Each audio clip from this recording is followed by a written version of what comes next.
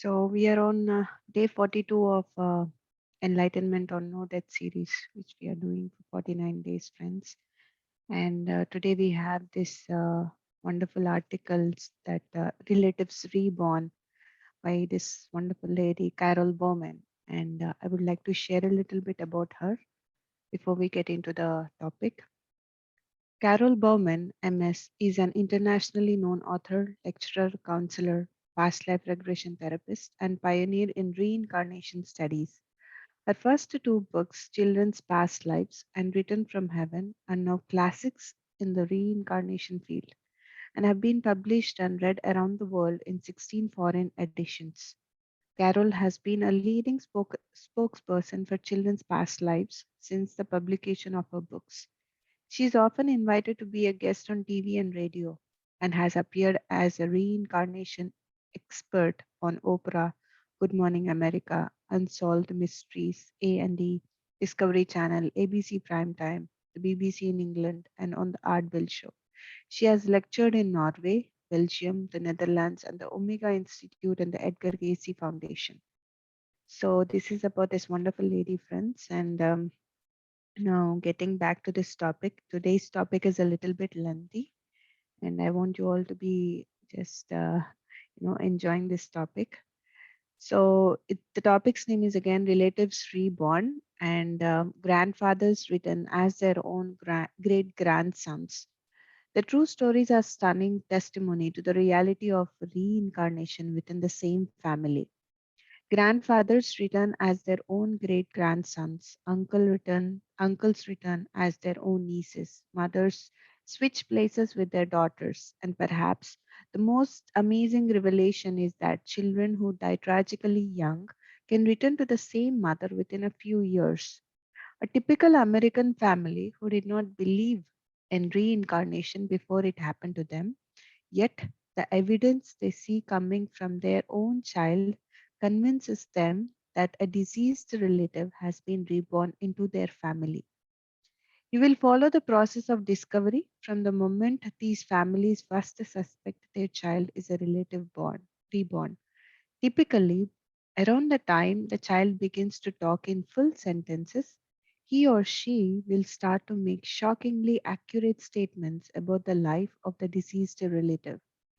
Facts a toddler has absolutely no way of knowing, or the family recognizes specific behaviors in the child that mirror the relative's unique quirks and personality. In some cases, they see that the child's body had birthmarks that exactly match wounds or scars the deceased relative had on his body at the time of death. Marks that cannot be attributed to heredity. I had been researching children's past lives for more than a decade when I first took notice of these special cases of family return. They showed me something I hadn't seen before. They demonstrate dramatically how personal reincarnation can be and how emotions and relationship issue persist from one lifetime to the next. Discovering family return deepened my understanding of reincarnation and shifted the focus of my research. When I began investigating children's past lives in the year 1988, I came to it not as a researcher or even as a writer, but as a mother looking for answers for what happened with my own children. It all began one afternoon as we were sitting around the kitchen table. My daughter was triggered to remember dying long ago in a house fire, and my son gave a realistic description of dying amid the horror and chaos of a civil war battle. I was astounded by what I heard because at the time I had no idea children could remember their past lives. Yet, what my children were saying was so realistic, so detailed, and the emotions so appropriate. This was so unexpected and amazing. It opened my eyes to a whole new world of possibilities and filled me with answers. I had to know more about what happened to my kids, and I wondered if it could happen so naturally with them, how many other children remember their past lives too? I searched bookstores and libraries for a book that could answer my questions and tell me what to do next. In my search, I discovered the work of Dr. Ian Stevenson of the University of Virginia, who has spent 40 years documenting and verifying thousands of cases of children's past life memories. His incredible research confirmed that what had happened to my children was not that unusual. It is a natural phenomenon that happens to children all over the world. I was so grateful to him for that. What struck me most about these family written stories was how personal and emotionally charged they are for the parents and family. They are not like the typical cases in my first book, in which a child remembers being some unknown stranger for the remote past. The families in the new cases find themselves face to face with the reincarnation of a relative, a person they were close to and know well. It is very real and immediate for them, and the emotional issues that arise have the complexity of any close relationship assumed after a long absence. For these families, reincarnation ceases to be a fuzzy metaphysical concept. Instead, it comes into focus as a practical reality, something they observe and experience directly in their everyday lives. I discovered that these stories hold powerful lessons for everyone, not just parents. Some give fresh insight into metaphysical questions, such as how we choose our parents and the circumstance of our next life. Others cast a new light on the delicate issues of miscarriage and abortions. Common to all the stories is the lesson that death is not the end of life and that relationships continue after death by the everyday miracle of reincarnation. Dylan was only 2 years old when his mother, Annie, first noticed his strange behavior. One fall evening, as the light was dimming, he was in the hallway happily playing on the floor with his toys. Annie was in the kitchen making dinner when she heard him say distinctly, I smoke too. She was surprised by this odd remark, not the usual play babble, and peeked over at Dylan, who was holding his fingers together, putting them to his lips and withdrawing them, exactly as if he were taking a drag from a cigarette. Dylan repeated, I smoke too, and before Annie could say anything to him, he looked over at her, patted his front pocket, and said, I keep my smokes here. This puzzled her because no one in the family smoked. She couldn't think of anyone Dylan could be imitating. A few months later, Dylan developed an extreme behavior that was not so easy to dismiss. On his third birthday, someone gave him a toy gun, and from that point on, he insisted on having it with him all the times. If he lost it or somebody took it away, he would throw a hysterical fit.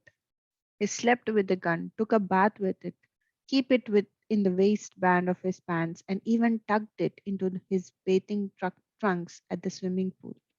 It wasn't one particular toy gun he was attached to. Any toy gun would do. Whenever he left the house, he had to make sure he had his gun with him.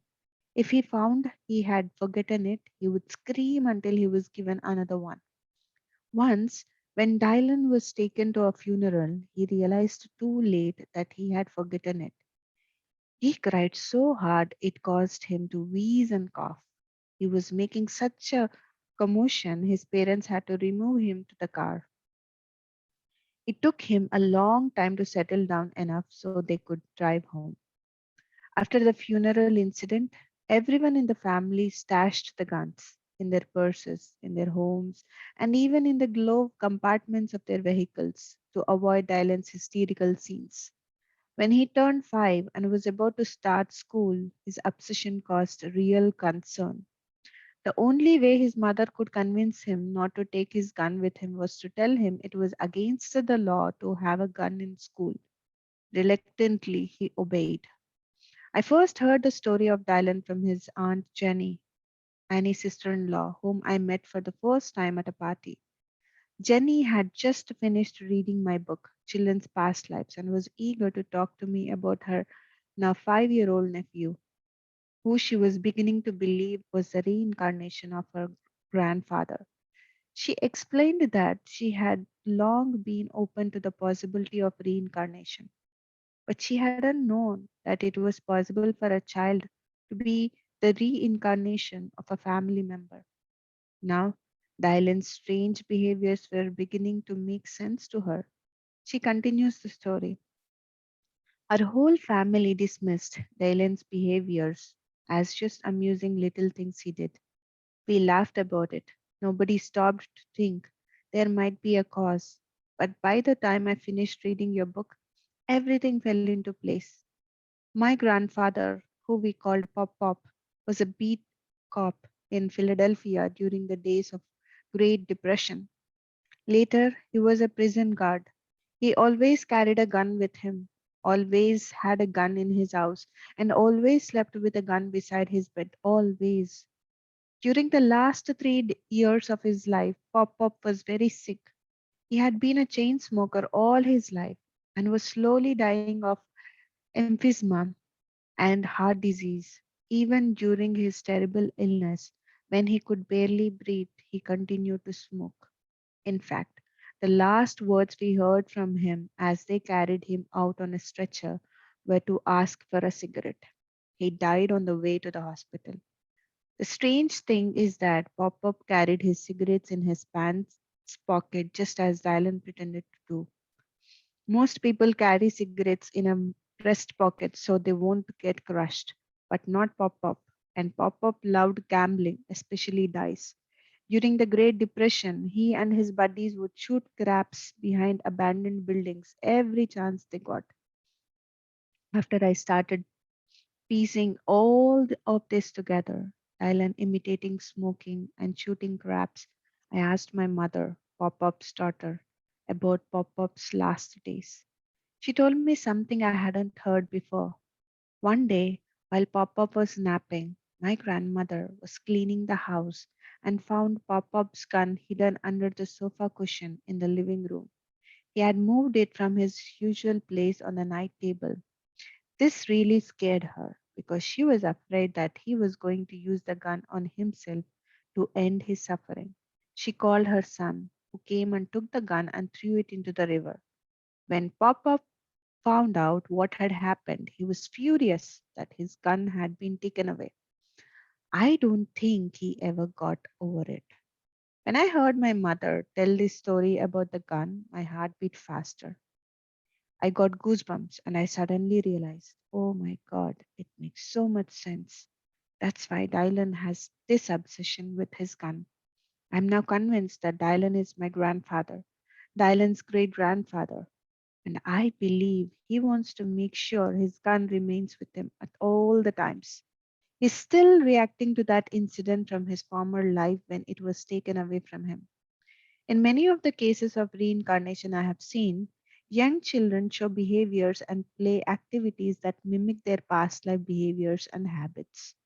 Dylan's obsession with guns, smoking, and craps fit the pattern. In some cases, these unusual behaviors are the parents' first clue that a child is recalling a past life. Getting back to the Dylan's case, I asked Jenny why she thought Pop Up might return as a son of her sister in law and brother. Had they had any particularly close relationship? Was there unfinished business between them that she knew of? I explained that despite with what many people think, reincarnation is not a random process. A soul may be drawn back into the same family because of strong bonds of affection or to tend to unfinished business, among other reasons. Jenny's story continues. A few years before Pop Up died, he and his wife moved into a duplex owned by his grandson, Dylan's father, Mike. Pop Up was getting old and his health was failing, so he was relieved to be able to move closer to the family. They lived there for 2 years. Then Mike decided he needed to sell the house to protect his investment because the neighborhood was declining. The property sold quickly, which upset Pop Up. His feelings were deeply hurt because he felt Mike was kicking him out of his home. Mike knew this sudden move would upset his elderly grandparents and offered to let them move in with his wife and him. But Pop Pop would have nothing to do with it. So Mike moved his grandparents to another duplex in a nicer neighborhood. I really don't think Pop Pop ever got over the upsetting move. The ironic thing is, if Pop Pop is really back as Dylan, he's moved in with Mike and Annie, the very people he was mad at for turning him out. And now, as an only child, he's getting very good care. Maybe that's what they mean by karma. So, yes, friends, this is a wonderful article written from heaven by Carol Bowman. So, it gives a lot of answers because many of our in our family we have been seeing that we have so many kids like who has so many such kind of behaviors like the grandparents used to do. So it's really amazing to know in detail about this wonderful Dylan. Yes, friends, if there is anybody who wants to share anything about it, if you have noticed something in your life, please go ahead and share.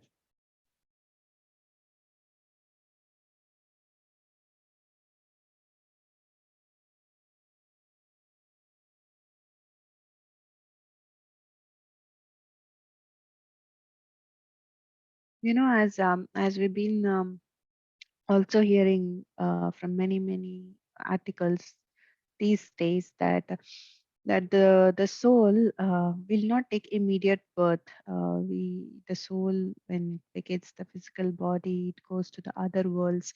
It takes very good rest, and like when it is prepared again, then the soul will come back. So whereas this case of Dylan or the grandfather Pops, maybe he might have decided immediately that he has to finish that thing with his grandson Mike. So that's why he had immediately come to this earth plane. So it's very interesting to know all these things, friends. Yeah. Yes, Ram, please go ahead.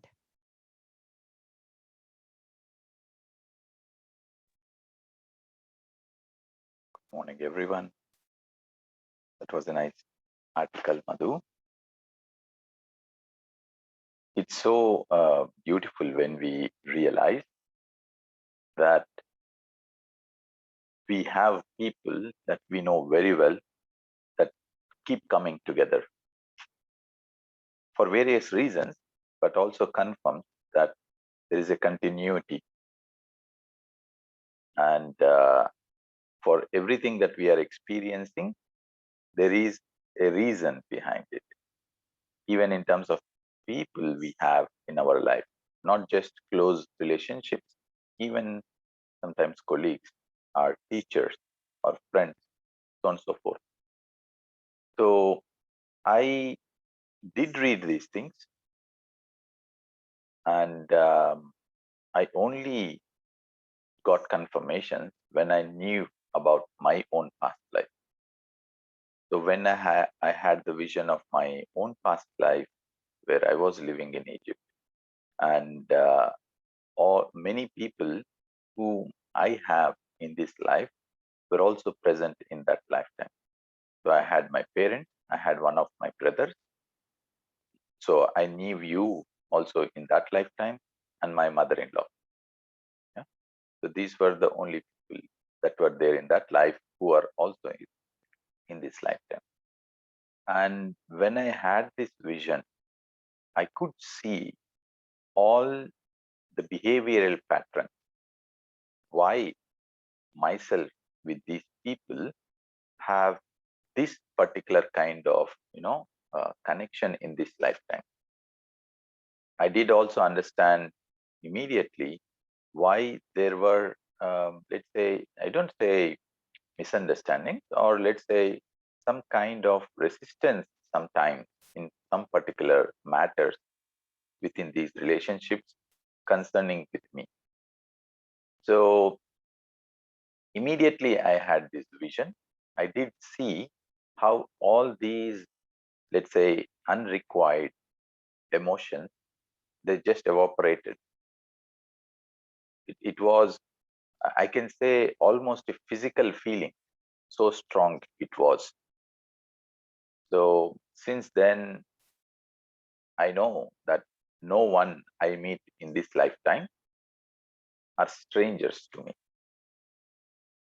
or in whomever life I am, it is not random, or it is not the first time I'm meeting. Yes, there are some first meetings, very, very, let's say, little compared to how known people come into my life or I am in their lives. So it's a great understanding, it's a great realization, and everything in life changed once I had this knowing from that vision. So thank you, Madhu. I really loved, all these stories. They seem like some Bollywood movie or Hollywood movie. Let's say more of a Bollywood movie where we have, uh, you know, even in Telugu we have one movie. Jani. There are many movies, right? So all the story you were reading, it was like a movie. So, thank you. Indeed, life is a movie. We just keep changing. Like we are the actors in each different movie, although we are the actors, we take different roles with the same actors of the past life, or let's say of the earlier movie. So nice one, Madhu. Thank you. Thank you so much, Ram. That was, yeah, very nice of you for sharing your experience and your past life. Yes, friends. Anybody have experienced as such about this topic? Hey Madhu. Hi, Deepika. Hi. So I don't really have any experience, but I can share one small thing. Mm-hmm. When my son was born, like as soon as he was born, he had a gray hair, like one gray Okay. hair. Mm-hmm. So I was like really shocked. How can a newborn baby have Mm-hmm. a gray hair? And like I was young too. Then I was like, I just let it go. Later on, I kept thinking, especially when I came to the spiritual path, I made connection. Oh, okay, so that's probably carried or from Mm-hmm. his past life. Or I really don't know the answer to that. um yeah, but it's very, very interesting to see all these pieces connecting. Mm-hmm. So the question I have is, like, is it always the case, like do people tend to be born in the families, or like how does it happen? I think it's not all the times like this, Deepika, because as mentioned here in this book that maybe if there are any unfinished jobs that they have to have with the family, that is when they come. Otherwise, or it is more affection that brings them again to the same family. Many of the souls, they decide to have a new experience, new parents in a new world. So they, as mentioned here, that Dylan had been, he came back again to this earth plane, like to his grandson. So it happens, but not very very frequently. It is not just this case. It is like like some souls will decide also not to be born in the same family. Okay, okay.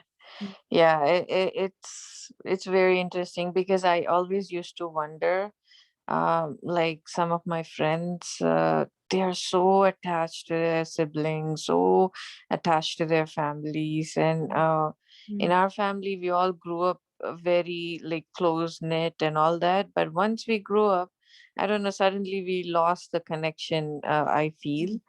Mm. Mm. Though like I want to be close, there is something or the other that comes up. And then I always wondered, why is this a case? But then I'm finding, like, once I'm attending your sessions and all, okay, probably that's how they chose their life to be, like, Mhm. very close knit and all that. Maybe that's not what is meant for me, or what I chose, or something like that. But Mhm. yeah, very interesting. Thank you so much, Madhu. Yeah, it's these topics are really, really interesting, Deepika. You know, the to know about death, reincarnation, life between lives, life after death, you know, like all these things are really, you know, like when we start our journey towards those questions, then the journey we are having in this earth plane will be so meaningful. It's, you know, like we don't cling or we don't get carried away, we don't get, you know, attached to anything. So, you know, like because we already have seen, we are seeing a big picture. So yeah, so I'm glad that you are really enjoying the sessions, Deepika, and thank Thank you you, so much. Madhu. Thank you. Yes, friends, anybody else? Yes, Vandana. Good morning, everybody. A Morning, Vandana. beautiful session, lovely sharing. Thank you so much. Madhu, did you receive my mail? Wonderful. Yes, yes, Okay. Vandana. I I just was wanted to I was confirm that one. Thank you so much. beautiful And writing. second, yeah, thank you so much. And secondly, why we are born immediately, in the same, there are times when we are born immediately. So when we go up, actually, we don't really go up. It's my understanding of the topic. I Mhm. mean, not the topic, but what I understood is that when we die, what thoughts are going on in our head. Mhm. So that kind of matter a lot for us to take rebirth. Mhm. So suppose somebody dies of trauma or accident or murder, so they Mhm. are in kind of shock. They have, it doesn't register that they are dead. So they just go up. And Mhm. when we leave our body, our discriminatory mind is lost. So we Mhm. only work through our tendencies. So Mhm. whatever, if it is a good thought that we have, it would multiply many folds. And if we have a bad thought, a revenge thought, a hatred thought, it would multiply many folds. We Mhm. don't generally then take the review of that life, which we have lived. We Mhm. just want to come back, to even out that thing. So that is Oh, how it happens. yes, yes. It is surely like that. Yeah, Vandana. You know, like I think, but whenever when the soul vacates the body, it has to go up there and it has to review. Without that, it won't be taking the birth again. Is that In certain cases, matlab, what we have said is that we do not take that review. We do not go to hmm? the light. Okay? Is it So in okay? that case, when we do not go to the light, the discriminatory mind is lost. So now we just are Mhm. acting out of our tendencies. Okay, okay. So it's a new understanding for me. Thank you so much, Vandana. Yeah, yeah. And something very beautiful happened before the meditation.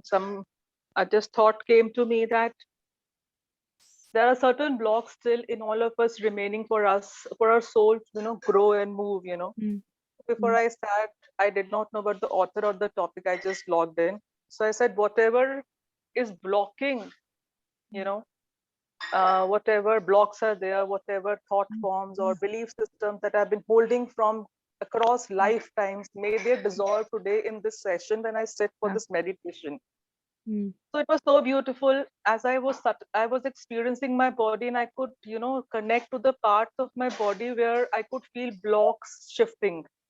There were wow. energies which I could feel moving, as if some releases are going on.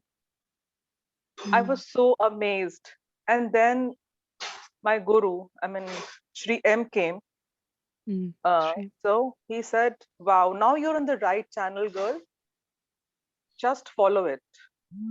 Mm, mm. Wow. Wonderful. Earlier, you were, like kind of not very connected, but now you're moving just fine. So just keep going. Wow. Wow. Great. Great. Wonderful. Wonderful, Vandana. Sharing this. Shriyam. great master. Yeah, Thank you. and Thank I've you been for so blessed with so many beautiful masters coming in my life. I'm so thankful to all of them. It's really been a beautiful, I would say I'm really enjoying my journey. I couldn't yeah, have asked for a better thing. It's yeah. beautiful. Thank you so much, everybody. Thank you. Thank you. Thank you so much. Thank you for sharing this, Vandana. This is how beautifully you have experienced the shift in your blocks and you have cleared it and you have an understanding of how your path is right now and how you are journeying towards. So thank you for that. And yes, when we are in the right direction, our guides or our masters will always, say us in the dream form or in the vision form or by some hearing some words. So what you have experienced is really amazing. Thank you for sharing that. Yes, yes, Indraji. Yes, thank you for this, Madhuji. It's very, very interesting, isn't it? Uh, Mm, to realize that a soul may be returning to the same family mm, to carry on with their karmic experiences. It's very interesting. I was just thinking, I was just thinking, just as an extension to it, mm, uh, could uh, genetics and DNA, mhm, the same genetics and DNA appearing in families, mhm. we have some link to this conception. I don't know. I don't know. I think some studies need to be done on that. Mm, okay. Yes, Indraji, but I have no clue about that. Maybe if somebody has any answer, please go ahead. Sharu, yes, Sharu, please go ahead, Sharu. No, I do not have this information whether the DNA or the genetics are also party to it or responsible for it. But yes, the emotions certainly are when we talk about emotions. And when we talk about, and if we talk about the genes, if we are taking something from the past or from the grandparents or great grandparents or our ancestors, so it comes into our genes, definitely it come, but I'm not too sure about that because I don't know, Indiraji, but this question is really very valid. And let's see if we can all just research on this and come up Yeah. with a proper reply or Mhm. an answer. Yes, and Sorry, I think the possibility of this being happening is rather remote, because soul returning to a family is very different from the collective characteristics of the family returning, coming back into members of the family. There is a clear distinction here between one person returning and a collection of characteristics returning. But I think the possibility is rather remote, but that gives a clue of sort of, I think it should be a mm, clue of more studies being conducted into yeah, return of genetics and DNAs. yeah, and Indraji, I remember Patri sir once saying that we don't take anything. We just somebody have asked him, sir, is there anything related to hereditary that I take from my grandparents Mm. or my parents or something like that? Then Patricia says we never take that. We just take their only. We just come through them. The body will be only taken from them, but the rest is only ours. He said. But Mm. yeah, that's what I, he said. But there might be other possibilities as well. There are so many other possibilities. As tomorrow we will be also reading about children talk about a previous life. So maybe let's see, maybe in that article we might find some clue of what we are discussing today. Indraji, I have a vague idea, but I'm not able to formulate it nicely. So maybe tomorrow I'll answer you in a better way. So if you can just thank you, hold out to that thank you, question. thank you, thank you. Thank you So, so much. so when somebody like Patriji makes a statement Mhm. like that, Mm. we should take it, accept it, Yes. because the way I think is very different to definitely the way Patriji, highly evolved soul things, because I'm only using my logical mind. But Patriji, in his thinking, he will be using his intuitive mind a lot Yes. more than his logical mind. So there's a lot to learn from what people like Patriji says to us, and we should accept it. Thank you so much for this, Indraji. Wonderful. Yes, yes, Nainaji. Yes, I have a question. I think what I have understood is from reading from the Echoes of the Soul that when a person takes untimely death, maybe due to accident, murder, whatever it is, for whatever reason, I think that soul goes through the healing period for next few years and then gets back into the reincarnation. Is it true? Right. Yes, yes, it is very true. It is very true, Nainaji. Acha. Yes, but Then, what we have, yeah. please Then go ahead. who are those bhoot or whatever we call bad souls or bhoot ऐसे सब बोलते हैं ना. Okay, Bhoot Then and who are all those? these, like it's the souls who did not, like what do you say, like that they still cling on to the earth plane because they could not do some things, or they have so many emotions that is connected with the earth plane or the people living here. So they still hover on this earth plane, and till there is always help, Nainaji, like there will be so many guides and angels will be around them, and they will be telling them, like you have to move on, let's go to the other worlds. But these souls, they don't listen because they are not in that state to listen.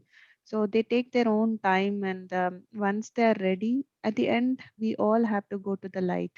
So they just, maybe they might be here for hundreds and thousands of years, but there is no time in the other worlds. All the guides and angels are all patient, so they just wait, they don't interfere. And yes, they hover on the earth plane. That's why we call them as Bhoot, because like but there is this is my understanding. And Ram is saying it's not Bhoot, like it's not Bhoot like evil. It's like a Acha. Bhoot means in the past. They're still living in the past. Yeah, because what I know is soul has actually soul is not bad or good. No, not at Okay, all. it is Mm, pure. Okay, mm, so in mm, that case, mm. वो scare करता है ना सबको. Yeah. So I wanted that answer actually. Yes. And It's why just why does it mm, happen like that? because I want It gets Shahrukh. manipulated. Is it that it Shahrukh. gets manipulated? It's it doesn't get manipulated. It's just the mind Because is what I have heard is character of mm, the soul is very pure. It is very pure. In that mm, case, it should not scare or harm the or mm, plane, is it? yes, but we have But it doesn't accumulated happen so like that. many. We have all this Shakti also, Mm, unknown, you know. mm, mm. So I just wanted to know. Yes, Shahrukh, can you please answer this, please? Yes, Nana ji. Okay. So whatever question that you're asking it's a valid question because most of the people ask me this question and they've been asking this question. So let me tell you, when we talk about the nature of the soul, souls are all souls, no matter they have murdered somebody, no matter they have raped anybody, they are innocent. And as you said that souls are pure, so they are pure. But when we talk about the earthbound souls, who are bound to earth because of their unfinished work or the desires, so they are always here. So what happens is probably you're talking about those people who take advantage of those souls, because these souls haven't seen the light. So these people who take advantage of these souls so that they can they get into a contract with the soul that we will show you the light, we will give you what you always want, so in return of that please do something for us. Oh, So these souls are very innocent. These souls are so depressed and they are in such a sad state that they just want to just break the chains.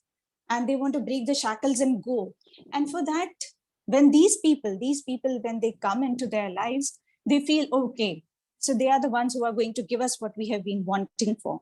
So they get manipulated. These souls get manipulated at them. These are the earthbound souls we are talking about. No. They get manipulated with these such people who are doing it for their own selfish interests. Okay. So the basic thing is that it is not the soul who are to be punished for that, or the soul is something that is bad, or bhoot or somebody. They are the ones who are, they want us, to get scared. It is just the deeds of the human beings who are interfering into the realms who are to be blamed for that. So yeah, so there's nothing to be scared of. There is nobody, no soul is going to ever scare you unless you try to interfere into their realm. That is why when I connect with the deceased ones, the angels are very careful with me also. They always tell me whether I have to dwell in that realm or not. And if I get permitted, then only I go into that realm. Otherwise, I don't. Because there were few of the cases where the people had called me up and they told me that, please connect with him or please connect with her. But the angels refused. They said, no, you will not do that. You will not interfere. Okay. So the souls are pure. The souls have nothing to do with this. The only thing is that it is the manipulation that the human kingdom or humans do with them. That is what the problem over here is. Okay. Thank you so much. Yes. Thank you. Thank you, Nana. Beautiful, beautiful explanation, Charu. Yes. Thank you very much, Charu is- Saruji, for that. Really, thank you very much. What in essence is that what we do as human beings, our human experience is attributable to our human experience, not to our souls. Yeah, Yes, that's very, yes, sir. very, very clear explanation. Thank you very much, Saruji, for that. Thank you, sir. Thank you. Yes, Charu, you want to say Yeah. something, Charu? Yes, I was just trying to say something before all this discussion cropped up. It was about the today's topic. So I would request everyone to read, if you can, Carol Bowman's book, Children's or the Past Lives. It is a very interesting read, and we should all read that. So coming back to the topic, so if all of you have read, you might have read The Laws of the Spirit World by Khurshid Bhavnagri. So Khurshid Bhavnagri is also a reincarnation of her great-grandmother. If you'll go through this book, you will get to know that she herself is a reincarnation. She came into the same family. It was her great-grandmother who took birth as a Khurshid Bhavnagri. So she's there. Then there are certain, I'll just share with you two experiences that I have with me as far as this is concerned. So there was a lady, and that time the corona or pandemic was not there. So she wanted to meet with me and she wanted to show her child to me. So when she came to my place, so I saw a big sign on her forehead.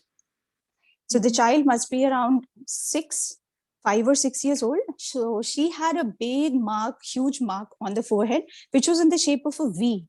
That was a red colored mark. So the mother was quite, furious that, and she was very, very worried that whether this mark will go or not. Why is this mark on her forehead? What is the problem? And why is it not going? So because she thought that maybe during the birth time, because she had a cesarean, something might have happened at that time. Some instrument might have touched her or something might have gone wrong there. And that is the reason why she was having this kind of a sign.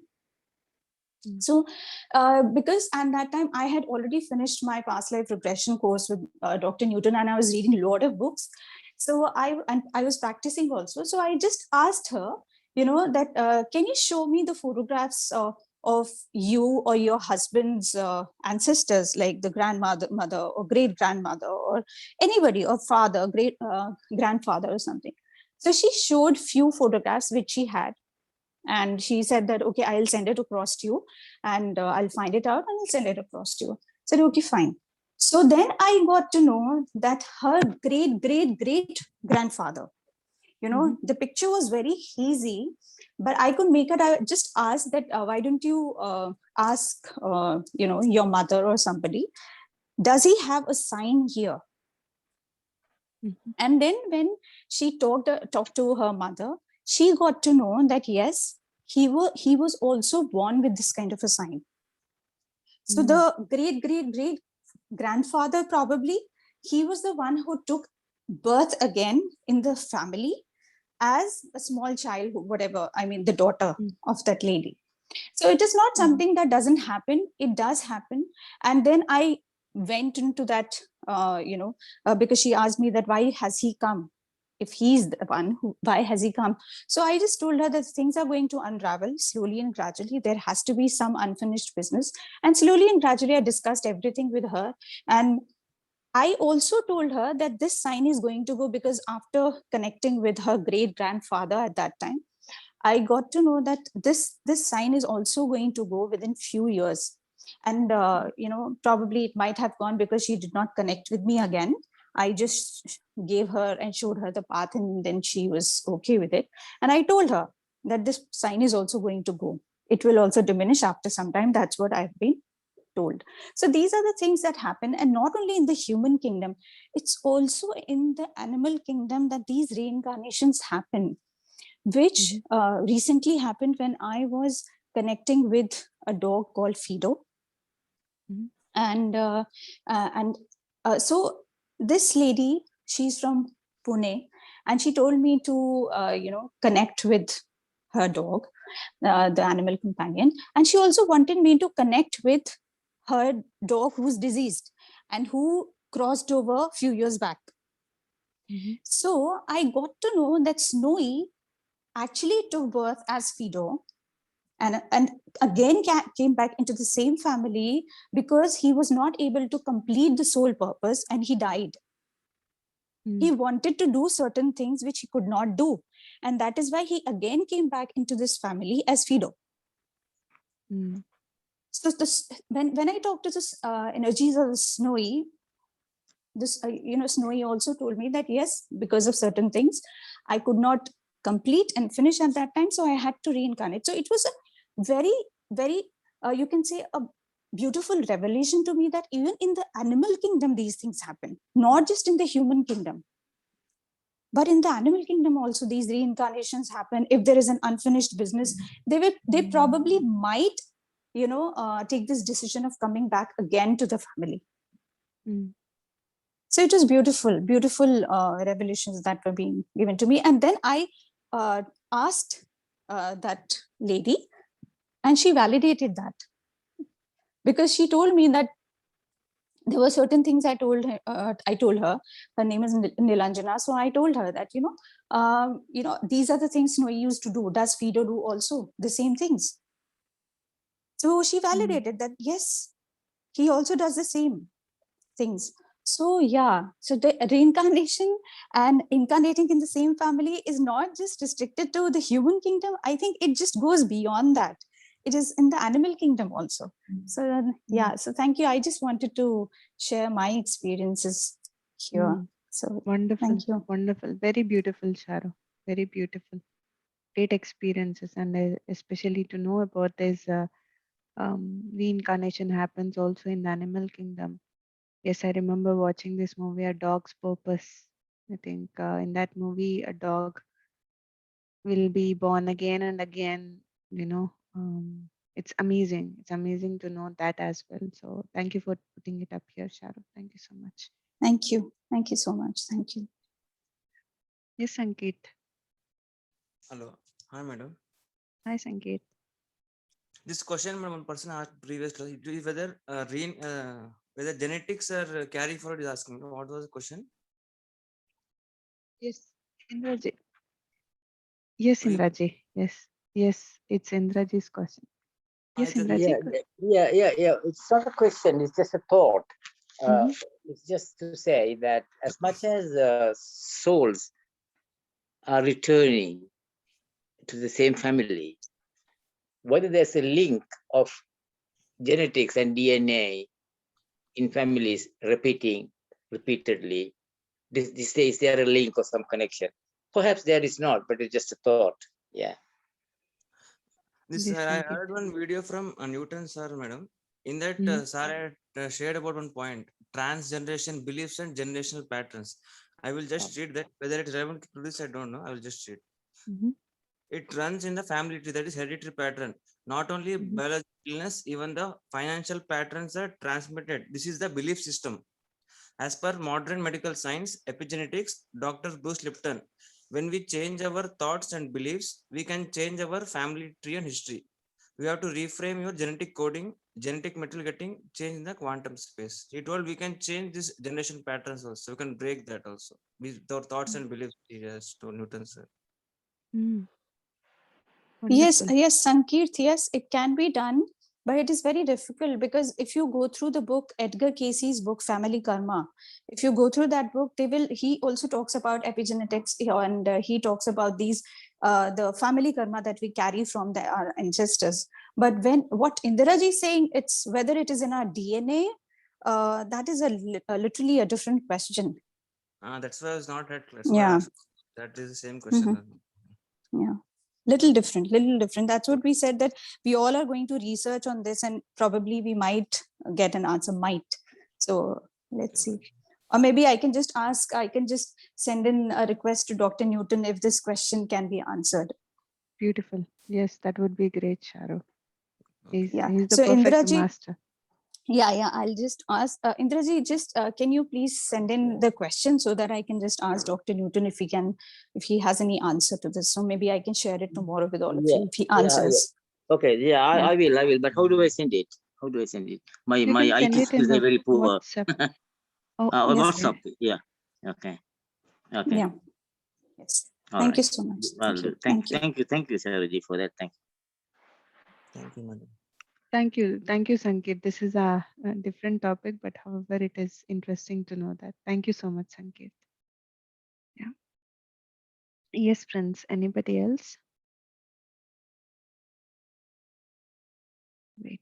So, friends, for tomorrow, like we will be. Oh yeah, for today evening, we will be having this movie called The Soul. We will be screening it. So, we all as a Beam family sit together and watch this movie. That's one thing. And for tomorrow, we will be having a session on children talk about a previous life. So that is about tomorrow's topic. It's about the birthmarks and all these things come under that. So yes, friends. And starting from today, friends, there is these celebrations are happening. The Buddha